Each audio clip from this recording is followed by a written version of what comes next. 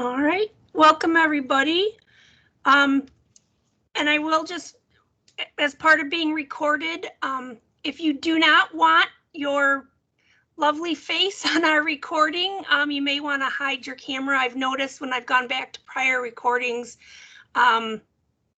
basically it's an image of your faces when we don't have the PowerPoint up. So I just wanted to make sure people were aware of that because I wasn't really aware of that until going back. I thought, oh, people might not want that to be our recording. So just a friendly reminder. So I will just jump right into it here. Hopefully we won't have troubles this week.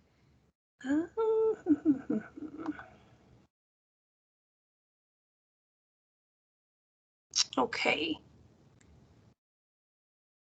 And let me know if you're not seeing my screen here. So again, we just ask if you're not a school employee or the health department to just drop off the call. This will be shared on our websites within the next few days. We just want to make sure we have all our time devoted to our staff for questions and answers. Oh, let's go.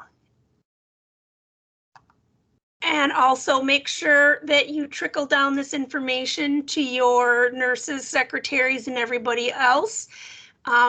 We're still getting some questions from school staff that we're addressing in these meetings. I know communication is always a challenge, but just do your best if you can help us pass down information or just direct them to our websites so that they can find the information for themselves. So we'll look at our data.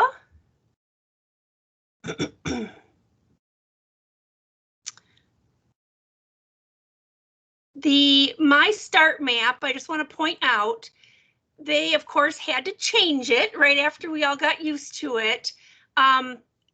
We now have pretty purple colors instead of red and oranges and yellows. And they changed it from a 1, 2, 3, 4 to a low and then A, B, C, D, E. I wondered if this might make it, easier for those of us in education world to understand the grades better. But I also think it may help to differentiate between the phases and the risk levels, because we have phase 1 through 3, 4, 5, and 6, and now we have risks A, B, C, D, and E. So I think that might be one of the reasons, but things have changed now. Unfortunately, we have to get used to different colors and now letters. So I just wanted to point that out. So I have changed our table now to have colors that are different. And this table will email out to you. We've put all the data in there. So this is today, last week, the week before is in there somewhere. There it is. And then in the very beginning tab here is the matrix. They did update it on the 22nd. It now has the different risks as low risk than A, B, C, D, and E instead of the 5, 4, 3, 2, 1. And I haven't read this,